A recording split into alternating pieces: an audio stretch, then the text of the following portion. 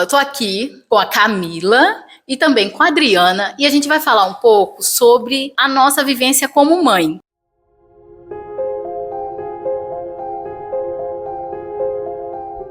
Meu nome é Camila, sou advogada, sou mãe do Theo, é um menininho de 2 anos. Eu sou a Adriana, sou mãe atípica, sou mãe do Luan Araújo e também vou contar um pouquinho da minha história. Eu comecei em 2012, eu descobri que eu tinha um cisto em um ovário, então eu tive que operar, só fiquei com um. E até então, com essa situação, eu já pensei assim, pronto, vai dificultar se um dia me despertar essa vontade de ser mãe.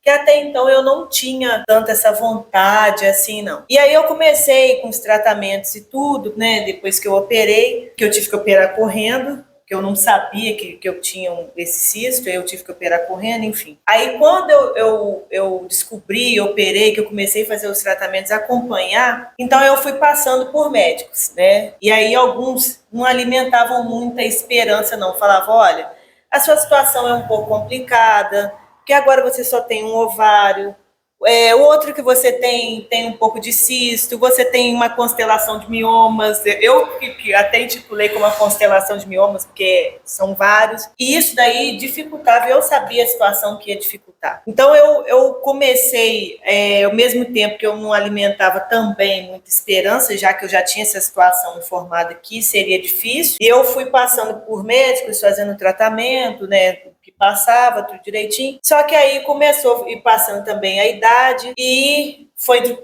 né, ficando mais difícil a situação. Então eu fui informando, os médicos informaram, olha, não vamos alimentar muita esperança, porque é difícil, se acontecer, aconteceu. Nesse meio tempo, eu acho que a gente também tem aquele espírito desafiador, né? Às vezes a gente pensa que num tempo que não queria. Mas aí depois que falou que estava difícil, você começa a pensar, não, agora eu quero.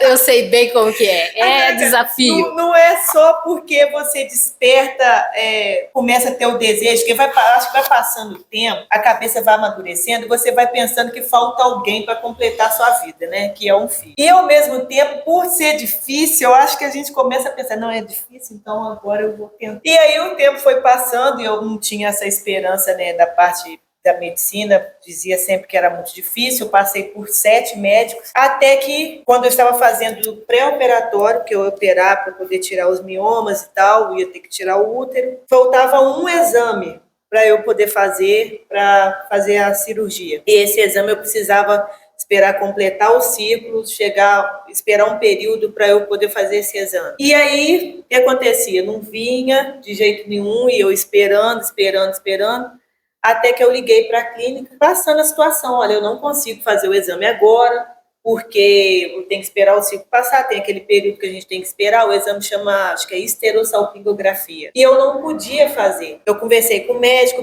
falou assim, olha, faz o seguinte, faz um beta, e aí no dia que você for fazer o exame, você leva o resultado, né, que aí qualquer coisa, se puder fazer assim mesmo, não sei, aí você tem que conversar lá direitinho com a clínica, vamos ver como é que vai ser a sua situação. Como tinha aquela informação de que seria difícil, eu não abri o exame. O exame estava fechado, não abri o exame. E aí, com isso, eu dormindo, eu tenho uma cachorrinha, na época a cachorrinha dormia junto comigo, assim, perto de mim, e aí eu acordei com ela lambendo minha barriga, e ela encostava a cabecinha assim na minha barriga, e fazia assim, e a orelhinha mexia. Falei, ué, gente, tem alguma coisa estranha. Ela sentiu. Aí ela deitava de novo, fazia e lambia a barriga. Falei, ué, Malu, que coisa é essa? Estranho isso. Aí até que eu peguei, falei, ué, gente, esquisito isso. Falei, vamos ver, vamos abrir o exame, né? Aí quando eu abri o exame, nem eu acreditei. Aí eu fui, conversei com o Eder na época, falei com ele, o Eder, o exame deu positivo. O Eder ficou todo bobo, aquela euforia toda. Mas aí tinha que ir para o médico, né? Para passar a situação para o médico. Quando eu cheguei no médico, falei com ele é muito brincalhão, olhou para mim e falou assim, acredito não. Faz um ultrassom. Se bater um coração, tem gente aí. Com esse exame só de sangue, eu não confio, não. Faz ultrassom, vamos ver. Se bater um coração, tem gente aí. Aí eu peguei, fiz ultrassom, bateu o coração, aquela felicidade, volta a gente pro médico. Aí chega lá, O médico pega e fala assim, mas vamos viver um dia após o outro.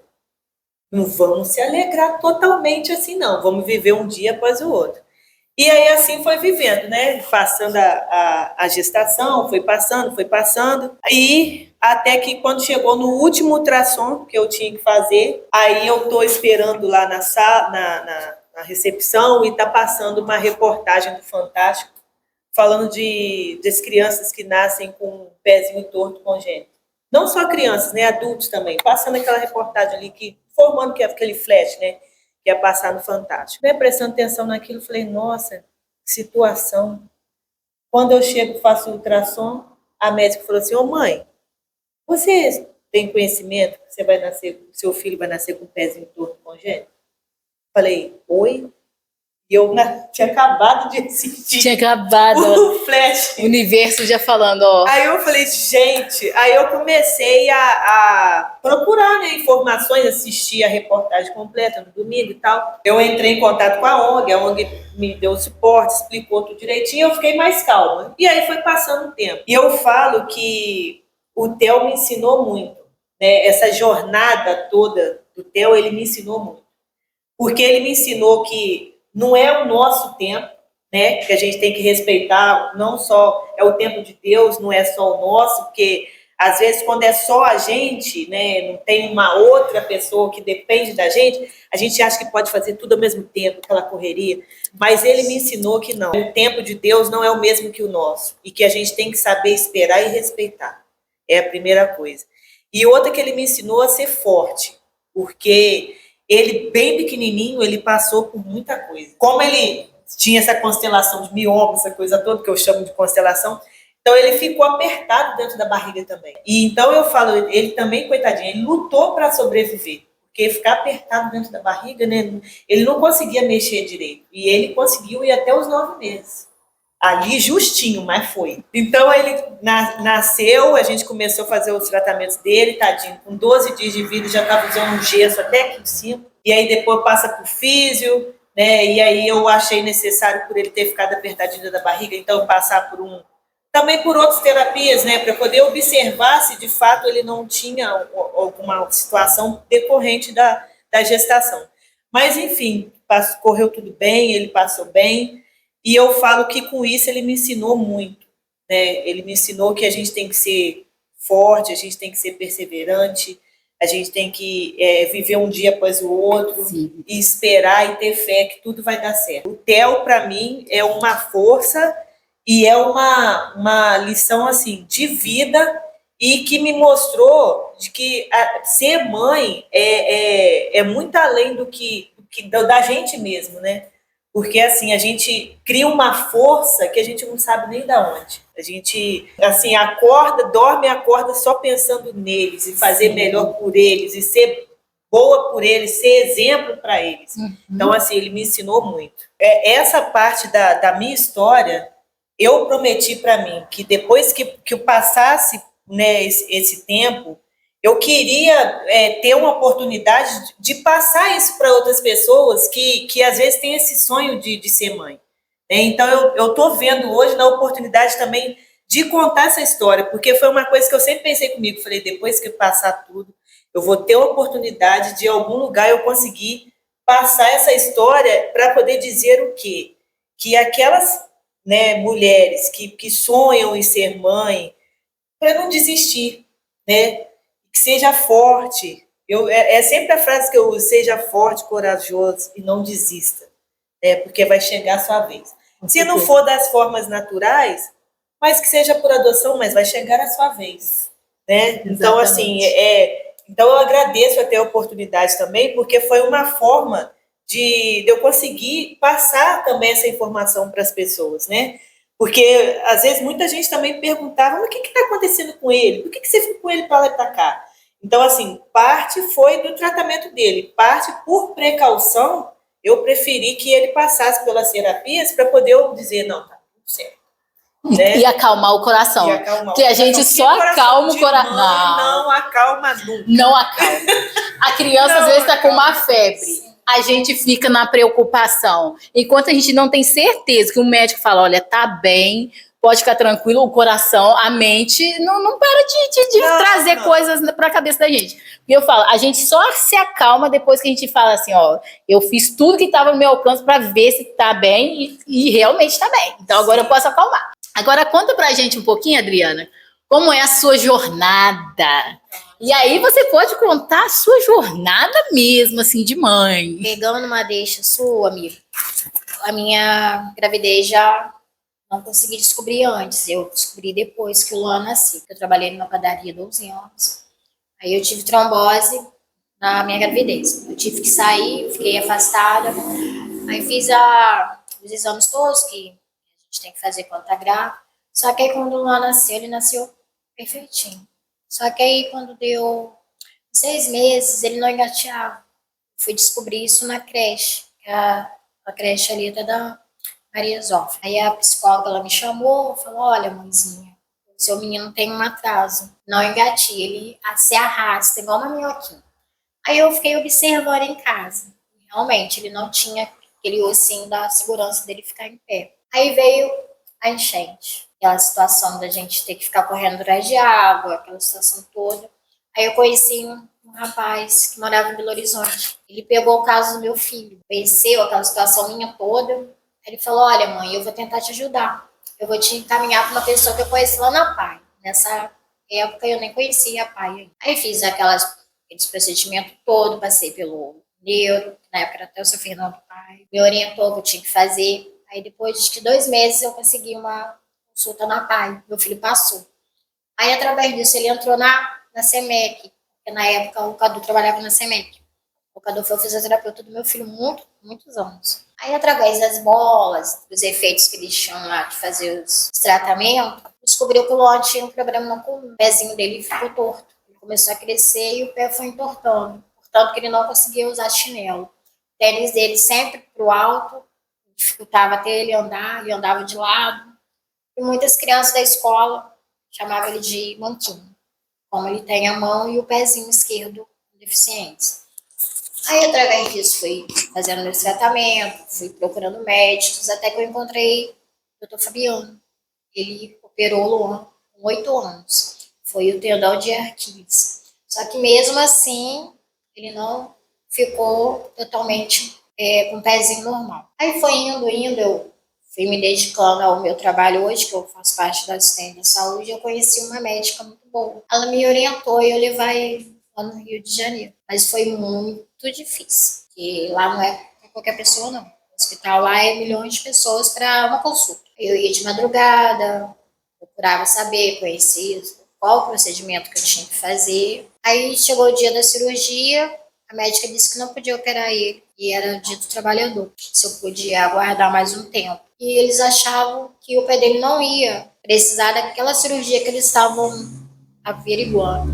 Aí veio uma outra médica, com uma equipe dela, examinou meu filho de ponta a ponta, deitou, esticou, aí foi conversando entre eles, não entendendo nada. Aí um belo dia eles me ligaram, Adriana, você pode vir no dia 15 de maio? Aí eu falei, posso, mas a senhora quer falar comigo pessoalmente? Não, a gente precisa do seu filho para fazer uma cirurgia nele. Porque o médico que a gente precisava descobriu qual o fator que o seu filho precisa de cirurgia. Aí cheguei lá, aquela confusão toda de pega exame, faz exame, e o coração da gente pesa na hora. Com certeza. É a hora da cirurgia, da anestesia, você fica sem almoçar, porque o horário dele foi à tarde, eu também fiquei sem almoçar, ficamos praticamente quase o dia inteiro sem almoço. Então eu tive que aguentar o horário dele de almoço e o meu também. Mas o meu medo maior era de como ele ia sair lá de dentro. E as médicas falaram, Adriana, a gente não sabe se ele vai sair como a gente quer, mas a cirurgia vai ser feita. Eu sei que quando ele saiu, ele ficou quase umas 6 horas, né? E eu ali do lado dele, sentado, esperando ele acordar. Até que ele acordou, aí veio a sensação do gesso, que é o pior de tudo, gente. É um gesso que você não quer que coloque, mas é obrigatório. Eu fiquei 4 meses preso dentro de uma casa, com meu filho numa cadeira de roda, porque ele tinha que tomar banho. Aí eu andava pelos corredores da casa com ele. Eu tive que me adaptar à vida dele. Eu não podia ir na rua correndo, porque às vezes minha mãe A minha filha comprava as frutas que eu precisava, as coisas. Aí a escola também me acolheu. A escola levou os deveres dele na minha casa, pra gente poder trabalhar para ele não perder o tempo de escola. Aí veio o dia de tirar o gesso. Aí eu cheguei lá, aquele alívio. Aí a doutora olhou, tirou o gesso. O pé dele estava perfeito. Até ela ficou surpresa, porque para ela o pé dele não ia ficar normal. Ele ainda tem uma lesão. Aí voltou com o gesso de novo, mais 4 meses. Aí veio a última carta, né? Ou ele ficava em pé ou não. Tiramos o gesso, aí o Luan se adaptou a não usar mais uma prótese. Como você identificar uma criança que usou prótese a vida toda, do nada você tem que tirar uma prótese do pé dele? Ele não aguentava, ele andava com o pé no chão, a sola, mas o pé dele ainda levantava, mas ele não identificava que o pé dele já tinha sido, assim, operado. Para o cérebro dele, ainda o pé dele estava com defeito. Mas pra gente não tava. Então isso foi muito difícil. Foi muito psicólogo. Então, aos poucos ele foi conseguindo. E quando ele corria, que era pior. Que aí o meu coração disparava, porque ele corria com o pé, que tinha acabado de operar, e eu não conseguia segurar ele. Ele falava, mãe, deixa eu correr, porque antes eu não corria, hoje eu posso correr. Então ele disparava aquele goiabal inteiro. Hoje ele anda de cavalo, hoje ele anda de bicicleta, ele monta gaiola, ele toca piano. E hoje ele fala muito, que antes ele não falava. Ele nasceu com um pouco de dificuldade de fala. Hoje ele fala tudo o que ele pensa. Se tiver que ele te falar uma coisa na sua cara, ele te fala. Então eu aprendi a identificar o Luan. O Luan, na época, não falava nada. Todo mundo reclamava dele. Nossa, não é quieto, o Luan não fala, o Luan não interage com outras crianças. Mas ele um dia ele virou para mim e falou, mãe, deixa eu descobrir o meu tempo. É igual ela falou, o tempo dela era de querer na hora, o meu também. Só que eu fiz uma promessa para mim. Quando ele completasse 15 anos, o presente dele que eu ia dar a ele era o pé dele. E o que ele me pediu, um chinelo. Aí hoje ele pode calçar um chinelo. Porque é muito triste você ver um sonho de uma criança e não poder se realizar, né? Porque o chinelo dele era usado com elástico, então ficava sempre no alto. Hoje ele calça um chinelo. Muito triste você falar, mãe, eu quero calçar um chinelo e não poder. Você vê as crianças com chinelo e ele sempre no descalço. Uma coisa simples pra gente, assim, pros filhos da gente. E o tênis dele, um lado era o perfeito e o outro era o torto. Mas sempre tinha alguma criança que debochava. Quando ele ia no bebedouro tomar uma água, a mãozinha dele dobrava, o pezinho dele sempre pra cima, aí a pessoa não cedia o lugar para ele no ônibus. Igual eu falei, gente, hoje, eu sendo mãe do Luan, eu me identifico mais, porque eu sou mãe solo, na minha vida toda, de hospital, médico, tudo era o Luan, tudo era o Luan. Eu deixava de ir no médico, deixava de saber se eu estava com o meu colesterol alto, eu deixava de ir no cabeleireiro. Aí o que eu fazia? Eu passava no barbeiro, você vê, gente, eu tenho que ir no barbeiro cortar meu cabelo, que era mais perto da minha casa. Porque eu não conseguia ir no salão fazer uma unha. Aí quando eu marcava um ginecologista, sempre batia na terça-feira. Aí eu lembrava, gente, terça-feira é o dia da pai, quinta-feira é o dia da pai. A senhora não pode trocar a data? Não, Andri, não. Aí eu ficava, fulano, Bertano, será que você pode levar o Luan da pai pra mim? Ah, gente, hoje não dá, porque hoje eu tô com compromisso.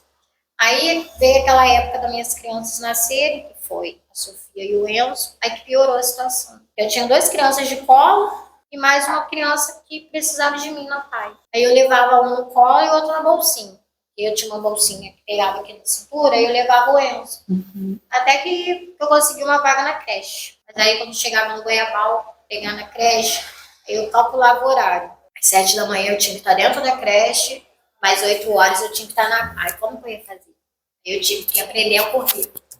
Eu deixava eles na creche, descia correndo para poder pegar o ônibus de 7h30. Ele descia 7h30 aqui na vila. Então eu fiquei praticamente 1 ano fazendo isso.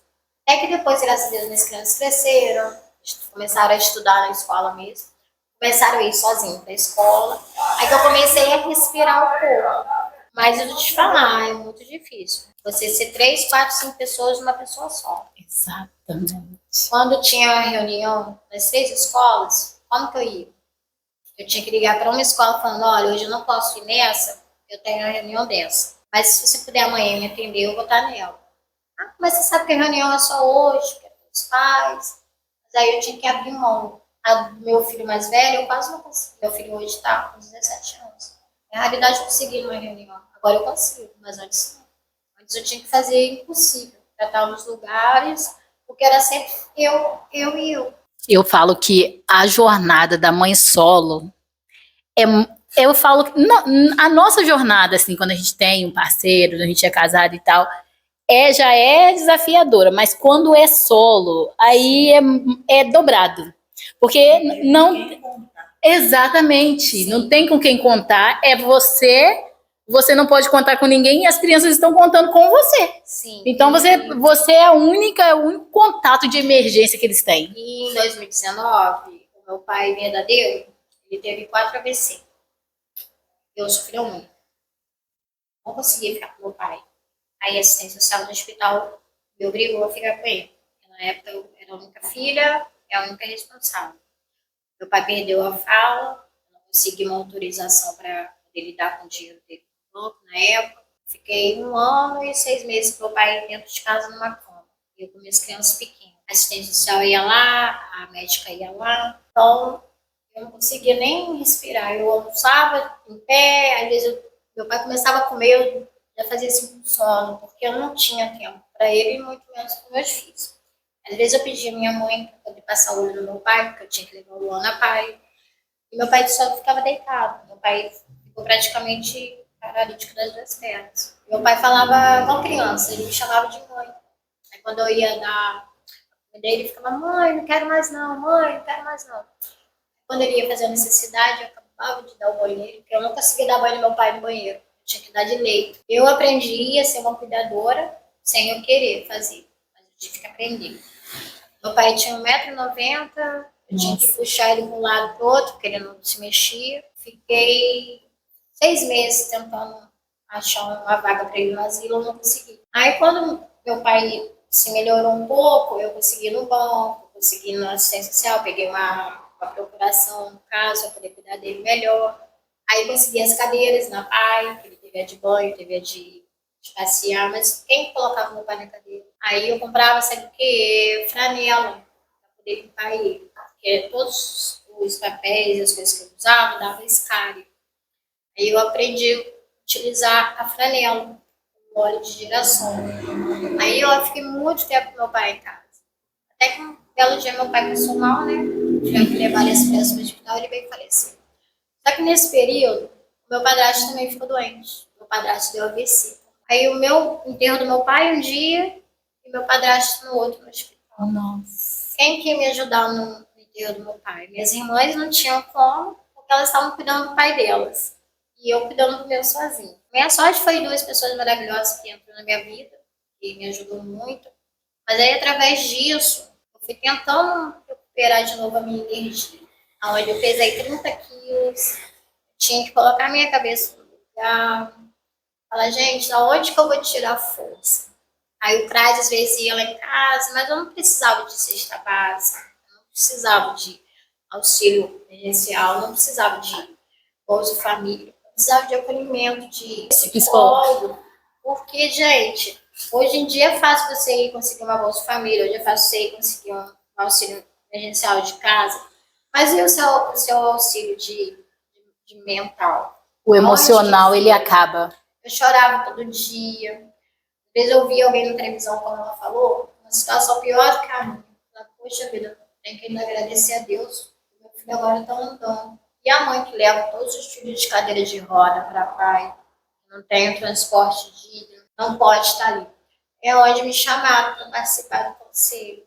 Eu era uma mãe muito dedicada, eu participei da assistência social, entrei como usuária, briguei muito pela saúde, briguei muito pelas mães atípicas. Então hoje eu posso falar que hoje eu agradeço muito a Deus a oportunidade de ter sido escolhida para ser mãe do Luan. E através do Luan, hoje eu estou onde eu estou. Hoje eu sento nessa cadeira, estou conversando com você, estou conversando com a minha amiga, através do Luan. Uhum. E hoje, se eu tiver que brigar por uma mãe atípica, eu brigo. Já viajei muito para Belo Horizonte, já viajei muito para Juiz de Fora. Eu sempre tenho levado o nome das mães atípicas. Porque hoje, as mães atípicas, hoje, elas estão esquecidas. Elas parecem que não têm um espaço. Só quando você precisa de um médico, você precisa de ir no psicólogo, levar o seu filho. Mas e a nossa raiz? Que a gente que que brotou aquela semente, está criando, fazendo ela crescer, a gente não tem. Tá esquecido. Estrutura pra isso. Na verdade, as pessoas acreditam assim, o filho é dela, então ela tem que Sim. cuidar. Mas quem cuida dela? Sim. Né? Quem cuida quando você está na sua correria de levar no médico, levar na PAI, por exemplo, você que levava seu filho na físio, quem é que cuida de você, do seu mental? Porque você cansa, você se esgota, você deixa de ser a mulher, vamos dizer assim, e passa a ser apenas a mãe, porque você não vai ter tempo para nada, como você falou. Você não tinha tempo de comer, às vezes, quando você ficou pesando 30 quilos. 30 quilos é o peso de uma criança. Então, assim, muitas pessoas não olham para a mãe que está ali, para a mulher que está ali, sendo mãe, e que tem uma vida, que a vida dela não é só os filhos. A gente precisa começar a olhar para as mães e não olhar só como mãe, mas ver a mulher que está ali por trás, que tem sonho, que quer viver também, que o filho é uma bênção, mas também tem a vida pessoal dela. Igual a Raquel, hoje em dia, ela, não sei, mas tem muitas mulheres que hoje conseguem viver sem o marido. Uhum. Mas eles não conseguem viver com a gente como filho autista. Por que a mãe tem que... Porque só o amor de mãe Consegue. É igual assim, eu acompanhando o Theo, às vezes levando ele na físio, igual as outras terapeutas, igual eu mencionei que eu costumo levar, poucas vezes, igual assim, para quem tem criança autista, poucas vezes nas terapias eu vejo o pai acompanhando. Sempre são as mães. Sempre as mães, entendeu? Assim, são raras vezes que eu vi. Ela falou um negócio que me despertou, porque foram raras vezes que eu vi um pai. Geralmente eu vejo a mãe. Então, assim, e aí eu falo que mãe, eu falo isso lá em casa, que mãe tem que se dividir em micropartículas, né? Porque você tem que estar ali com o filho, você tem que levar o filho na terapia, você leva o filho na escola, você leva o filho assim aonde, você vai trabalhar, porque você também precisa das coisas do seu filho. Aí você faz comida, você arruma a casa. Então, quer dizer, você divide em micropartículas, que chega no final do dia, que você soma aquilo tudo que você fez no dia, você não sabe nem como que conseguiu fazer aquilo tudo. E o cansaço bate também. Mas é a força da mãe. A mãe, eu falo que mãe tem uma força, a gente tira uma força que não dá nem para falar. Eu vou contar um pouquinho da minha história de maternidade. Na verdade, eu tenho 2 filhos. O meu mais velho vai fazer 21. Eu não tive nenhuma complicação, tive ele muito nova, eu ia fazer 20, quando eu tinha 21, na verdade, quando eu tive. E o meu filho mais novo. Do primeiro filho, eu não tive grandes assim, complicações. Tive mais a complicação de pressão e tal. Eu perdi muito líquido, então ele teve que ser tirado, porque ele já estava sem líquido. Mas, graças a Deus, não tive mais nenhuma complicação. A minha jornada de maternidade foi para o meu segundo filho. Eu me separei do pai do meu primeiro filho. E aí eu casei novamente. E o querido queria ter filho. E eu falei assim, tá bom, né? Vamos tentar, beleza. E aí, depois de 2 anos que a gente já estava junto, eu consegui engravidar, mas eu perdi. E quando eu perdi, ocorreu um erro médico, meu útero foi perfurado. Eu fiquei 7 dias com o útero perfurado. Um milagre de Deus eu estar aqui, né? E aí, depois de 7 dias, eu sentindo muita dor, descobriram que estava com o útero perfurado. Eles fizeram uma laparotomia para eu não morrer mesmo e consegui recuperar o útero. Só que, alguns 3 meses após, eu comecei a sangrar direto. Foram 8 meses. Direto, sem faltar um dia eu perdendo sangue. E eu perdendo sangue, e eu fui em todos os médicos que eu podia ir nessa cidade, assim, não, até aquele momento, né, que eu me falava, vai nesse médico, vai nesse. Eu fui pelo SUS, fui em Juiz de Fora, ninguém conseguia entender o que era, e eu perdendo sangue. Tinha dia que eu não saía na rua, porque eu estava na rua, de repente, eu só sentia que era igual uma hemorragia, assim, saindo. Falei, meu Deus, o que está acontecendo? E eu ia para tudo que é lado. E alguns médicos até falaram assim, não, você pode continuar assim. E eu perdendo sangue. Até que um dia, eu vou até falar o nome da doutora, porque foi ela que me salvou. Aí uma pessoa falou assim, vai na doutora Maria do Céu. Falei, nunca fui. Fui nela. No caso, eu fui, paguei em particular e ela pediu alguns exames, eu fiz o exame, uma ultrassom, só que quando eu entreguei a ultrassom para ela, na verdade ela mesma fez a ultrassom, e ela viu que era uma mola, que é uma coisa esponjosa, se eu não sei nem falar direito o que tinha no útero. Só que o meu útero estava com muita bolha de sangue. Ele estava repleto de sangue dentro dele. E ela, no mesmo dia, ela falou assim, olha, eu vou te internar. E aí ela conseguiu, na época, se eu não me engano, era o doutor Ailton, que eu acho que até faleceu. E ela conversou com eles e me internaram. Fui eu começar a minha jornada. Fiquei, acho que uns 5 dias internada aqui em Paraíba. Aí falaram, vou te mandar para Juiz de Fora. Aí o primeiro hospital que eu fiquei em Juiz de Fora foi o João Penido. Fiquei 15 dias lá. E lá ninguém falou, todo mundo falou assim, não vou fazer cirurgia em você não, porque tem muito sangue aí. Ou retira o útero todo, ou não retira nada, porque eles ficaram com muito medo. E me mandaram para o 9 de julho, que é um oncológico que tem lá em Juiz de Fora. Fiquei mais 15 dias, né? Então, até o 12º dia, vinha um médico e falava assim, vou fazer cirurgia. Aí no outro dia, falava, não vou fazer. Aí vinha o outro, vou fazer cirurgia. Cada plantonista falava que ia fazer. E eu naquela luta. Até que chegou um dia, o médico olhou pra mim e falou assim, vamos lá, eu vou te levar lá na sala de ultrassom pra gente ver como que tá isso aí. Aí ele me mostrou, ele fez uma ultrassom que dava pra ver direitinho onde era o sangue, onde tinha sangue. E só tinha sangue dentro do útero, só sangue. Ele virou pra mim e falou assim, quantos anos você tem? Na época eu tinha 24, se não me engano. E aí ele falou assim, você quer ter filho? Falei, poxa, doutor, queria, né? Por que você quer ter filho? Eu falei, eu tenho um, mas o meu filho é do primeiro casamento, então eu queria ter, porque agora eu casei de novo. Ele falou, eu vou fazer cirurgia em você. Aí falei, ok, né? Eu, os meus 24 anos, inocente, menina, eu fui, tão inocente, que eu falei que foi Deus que me deixou inocente pra eu não morrer lá, de nervoso. Aí ele falou, eu vou fazer cirurgia. Só que aí, no dia que ele falou que ia fazer cirurgia, ele falou, olha, o seu útero tá com muito sangue, é uma cirurgia perigosa, você tem certeza que você quer fazer essa curetagem? Falei, quero, claro que eu quero. Falou, então vamos fazer. Aí ele passou no banco de sangue e falou assim, deixa 2 bolsas de sangue separadas aí. Eu falei, pronto, 2 bolsas de sangue, morri, já era. Aí ele foi e pediu um outro remédio, um outro medicamento para fazer cirurgia, que eu acho que era para caso de hemorragia. Pediu esse remédio. No dia da cirurgia ele falou assim, o remédio não chegou, não vou fazer. Enquanto esse remédio não chegar aqui, eu não vou fazer cirurgia. Fiquei umas 3 horas esperando. Ele já tinha me levado para a sala de cirurgia, ele me tirou da sala porque o remédio não tinha chegado. Chegou o remédio, falei, graças a Deus, vou tirar isso. Fui para a sala, aí eles me doparam, acordei sentindo um frio insuportável. E o médico olhou perto, e eu falando assim, tô com muito frio. Falou, minha filha já tá cheia de coberta em cima de você, e eu com muito frio, muito frio. E eles não falaram nada, mas tinha um monte de médico, era anestesista, tudo do meu lado. Acordei e falei, foi tudo bem, graças a Deus. No outro dia o médico chegou e falou assim,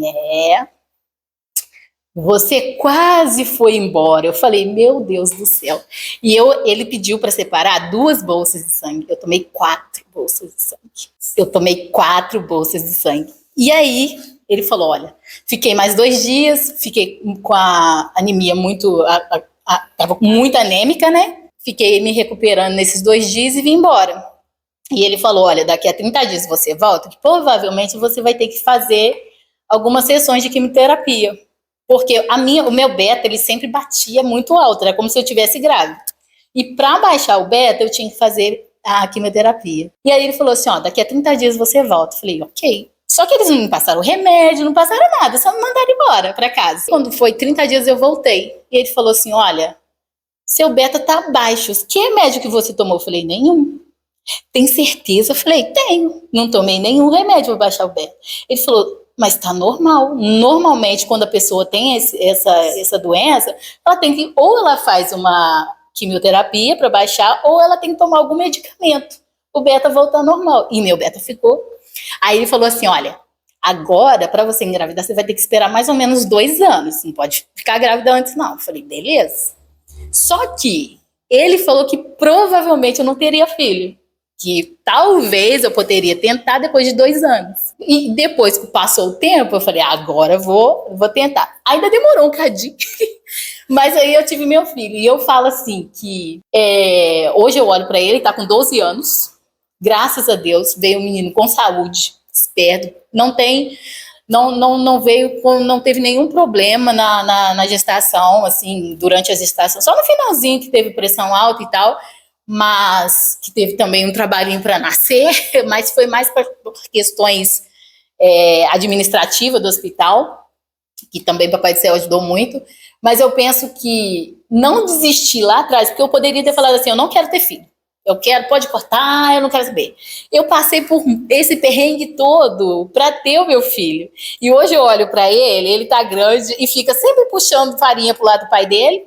Eu falo, você sempre puxa farinha pro seu pai, mas olha lá, hein, você tá aqui por mim. Mas eu brinco assim com ele, mas eu olho para ele hoje com saúde, um menino já grande, fazendo tudo sozinho. Eu falo assim, gente, que bom que Deus me ajudou não ter passado por essa jornada lá atrás e não desistido. Porque hoje eu olho para os 30 dias que eu fiquei internada, fora os 8 meses que eu fiquei perdendo sangue. Eu olho para os 30 dias e falo assim, gente, como que eu passei sem medo? Porque eu não tive medo. As minhas irmãs me ligavam, você tá bem? E eu lá sozinha. Eu falava, tô. Para mim, aquilo ali era, eu vou conseguir. Eu tinha certeza que eu iria conseguir. Só que hoje, olhando de fora, eu falo, gente, eu poderia não ter conseguido. Eu poderia ter ficado na sala de cirurgia ali, na mesa de cirurgia, com as 4 bolsas de sangue que eu tive que tomar. Então, é algo que eu falo que só quem é mãe ou quem quer ter um filho que passa por isso sem prestar atenção. A gente fala assim, eu quero e eu vou conseguir. É como se na nossa cabeça a gente sabe que é algo desafiador, mas que a gente tenha certeza que a gente vai conseguir. E mãe é essa junção. A gente, como eu te falei, a gente esquece da mulher que a gente é, da pessoa que a gente é. Porque naquele momento ali, pra mim, naquele momento quando eu tava lá na sala de cirurgia, eu só falei assim, eu quero ter meu filho, eu quero ter mais um filho. Agora eu não quero mais não, agora já tá tudo grande, deixa só com os meus 2 mesmo. Mas assim, eu falo que se vier Papai do Céu me enviar, eu vou receber de braços abertos. Mas se eu falar pra vocês assim, hoje eu quero ter um outro filho, não é verdade, entendeu? Mas naquele momento eu falo, não, eu quero ter meu filho. E eu vou enfrentar o que eu precisar. E eu passei por aquilo ali. Eu falo que com a ajuda de Deus também, porque a fé, eu acredito que a gente precisa de fé para a gente aguentar as dificuldades que a gente passa. Cada uma que teve a sua dificuldade. E eu acredito que a fé fez a gente passar por tudo isso, assim. Então, a mensagem que eu deixo são para as futuras mamães e também para as mães. Então, eu vou falar aqui para todas. Então, para as futuras mamães, eu digo assim, a jornada vamos dizer assim, para as fortes, são para as fortes, para as batalhadoras, mas que não desistam, porque vai chegar a sua vez e você vai ver que é prazeroso. É desafiador, mas ao mesmo tempo é muito prazeroso, porque te faz ser forte a cada dia, te faz ter uma força que a gente não sabe nem de onde, e ao mesmo tempo aprender a respeitar o tempo do outro, né? Que eu acho que isso daí é o mais difícil na vida, né? Porque a gente às vezes quer tudo na mesma hora, a gente quer aquilo, tudo do nosso jeito, e a gente sabe que depois não é assim. Então, assim, para as futuras mamães, eu falo, não desistam, vai chegar a vez de vocês, tá? E para as mães, eu vou desejar a elas um feliz Dia das Mães, que Deus nos abençoe nessa jornada, porque não é fácil, mas eu amo ser mãe. Eu falo que foi a melhor coisa que Deus fez na minha vida, porque Ele me transformou em uma outra pessoa. É uma outra versão, é uma outra Camila. Existe a Camila antes, que era a Camila filha, mas eu falo que a Camila mãe é totalmente diferente. É outra pessoa. E eu tenho certeza que se a minha mãe estivesse aqui, ela ia falar. A Camila mãe é uma coisa, a Camila minha filha é totalmente diferente. Apesar do que a minha mãe também Daí é daquela mãe que pergunta, como é que você tá? Né? Igual ontem mesmo. Ontem eu tive que trabalhar no horário que eu costumo estar naquela correria de dar banho no Theo, arrumar o Theo para levar para a escola, né? Então, minha mãe que ontem fez isso para mim, porque eu estava muito apertada com o trabalho. E aí eu liguei para ela para saber se ia dar tudo certo, né? Para arrumar ele direitinho, para o pai dele levar ele para a escola. E aí eu achei engraçado, porque eu falei assim, eu já com 39 anos, a minha mãe virou para mim e perguntou, e você almoçou? A preocupação dela era com a filha. Ela já tinha organizado a vida do neto. Almoçou?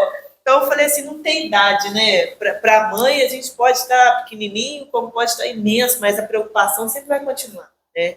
Porque não adianta. A mãe é coruja, né? É afeto. Eu falo também muito que eu sou meio mãe galinha, que é aquela que gosta sempre do pintinho embaixo da asa. A mãe é isso, né? Essa força que a gente não sabe nem de onde vem. Então, feliz Dia das Mães para todas, para as futuras e para as mamães. Que Deus abençoe todas vocês. Hoje eu sou mãe 6 vezes, né? Posso falar que eu tenho muito orgulho de ser mãe 6 vezes. Parabenizar todas as mães que ainda vão vir também ser mães. E que para elas não terem medo. Mas a luta é grande, mas a gente vence. E também deixar os filhos chegarem. Hoje eu falo, ser mãe para mim não é só uma identidade. Através de todos os meus filhos hoje, que hoje eu coloquei 6 pessoas no mundo, para que eles possam me ensinar coisas que eu não sei. E também hoje eu queria agradecer a minha mãe, porque hoje de manhã eu não vi ela agora na hora do almoço, só vou ver ela agora à tarde. Mas eu agradecer a minha mãe também, por ela hoje ter colocado nesse mundo, para hoje ser mãe de 6 pessoas maravilhosas. Também parabenizar todas as mães que estão vindo e as que estão pensando em vir. Então, queria desejar um ótimo Dia das Mães para todas e agradecer hoje pela oportunidade de estar aqui com 2 mulheres maravilhosas. 3, né? Trazendo essas duas aqui maravilhosas, as 2 mães maravilhosas que são guerreiras, são batalhadoras. Guerreiras não, mas vamos falar que são batalhadoras, né? Porque guerreira é muito forte. Eu trouxe elas para, de alguma forma, representar um pouquinho das mães que nos acompanham aqui. E eu contar um pouquinho da minha história também, porque eu acredito que, como elas falaram, cada uma história pode, de alguma forma, mostrar para você que está aí nos assistindo que é possível. Eu tive meu útero perfurado e, graças a Deus, consegui ter meu filho. Ela teve cisto, mioma, constelação de mioma, e ela também teve o filho. A Adriana também teve o filho dela, mesmo que ela teve que ter uma batalha para que ele pudesse viver bem, né? De uma forma digna, vamos dizer assim. Exatamente. Ela também teve o filho e foi batalhar. Então, a gente tem que, de alguma forma, entender que mesmo que a gente esteja passando por uma dificuldade, mas se está no nosso coração, quer seja a mãe do coração ou a mãe que veio do útero mesmo, que faça, que vai lá, tenha seu filho, ame seu filho. Ele vai às vezes, te aborrecer. Vamos falar agora de um jeito mais cômico. Ele vai te aborrecer. Mas você não vai querer nunca deixar de olhar para ele quando ele estiver dormindo, ou quando ele chegar e falar, mãe, seu papá hoje está uma delícia, ou a comidinha que você fez, você vai amar isso. Então, que você tenha seu filho, que você aproveite cada momento, desde o pequenininho, desde da barriga, até quando você puder, porque é isso que é ser mãe. Você nunca vai deixar de se preocupar, nunca vai deixar de amar, de querer estar perto. Mas também deixe viver, tá? Deixe ele viver. Então, desejo a vocês um feliz Dia das Mães.